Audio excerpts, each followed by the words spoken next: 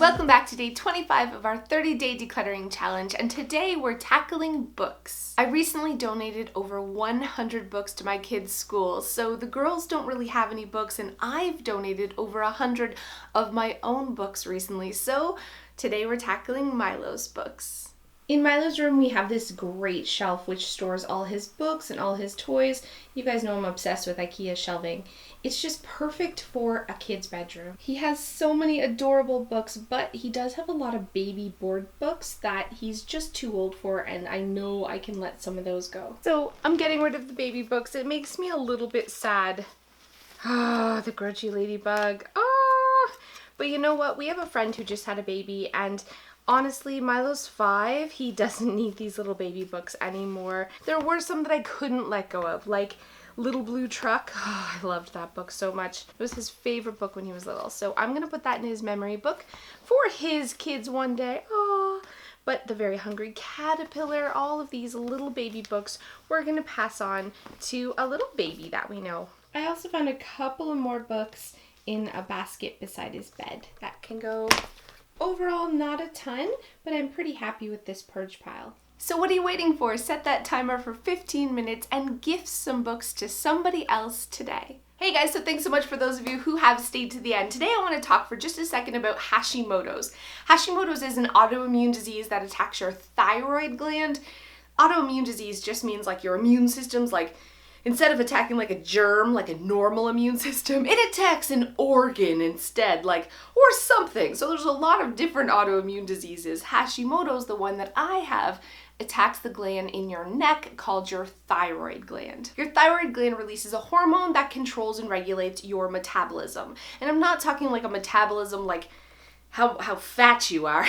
That's a side effect, my friend. The metabolism's like the engine for your body. So it controls things like your body temperature, your digestive, just your heart rate, literally everything. Your organs, everything is controlled by your thyroid. And when your thyroid's not working, it's like your engine's a little faulty. Like you're an old beat up truck that's backfiring constantly. That's me. Here's how I was first diagnosed. I was super tired, my hair was falling out, but I had just had a baby. So it's all pretty much symptoms of, being a mom. So I went to the doctors and I was like, I'm very tired. While I have a newborn, he's like, yeah, okay. I'm like, my hair's falling out. He's like, kind of happens after you have a baby. And I'm like, and I'm cold all the time. So he took my body temperature, 95, okay? 90. It's like a corpse after it's been dead for a couple hours. I was like super cold. Blood pressure ridiculously low, which can be a positive, except you get lightheaded anytime you basically stand up or move or anything like that. My resting heart rate is also very, very, very, very low, like someone who runs all the time, only without any athletic ability or benefits of running. So I got some medication and I thought, oh my gosh, I'm not gonna be fat anymore. It's gonna solve all my problems. We're going on 4 years of meds here, and it didn't solve my problems because I still eat badly. It's not a magic thing that's going to make you lose weight. It is going to make you feel better though. There are some plus sides to having Hashimoto's.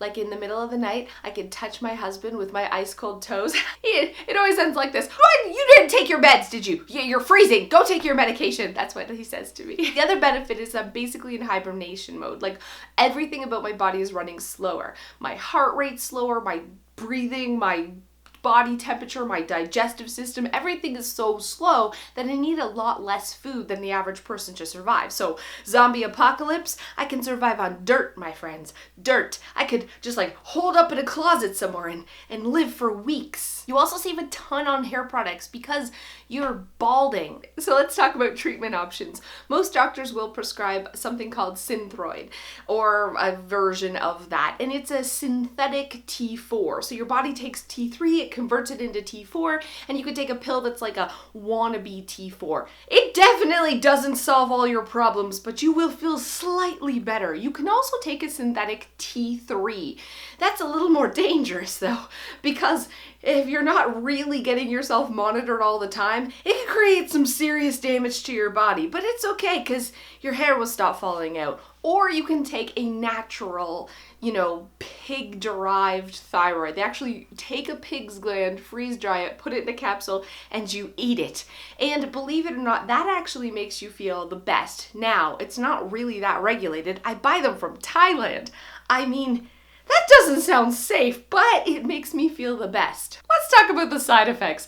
You probably see that I'm glistening a lot. When I take my pills, which is in the morning, I'm instantly a furnace. I'm like dying. I'm so hot. And I don't know if it's because I'm not used to actually having like a normal body temperature or if it's cranking it up past normal, but I'm just like hot flashes when I take my medication. It also makes it a little bit harder to sleep at night. So you've taken basically something that's revving up your body a little bit, and if you're not used to it, it can be hard to fall asleep. And the last side effect is I have no freaking idea what it's doing to my body, like long term. No idea.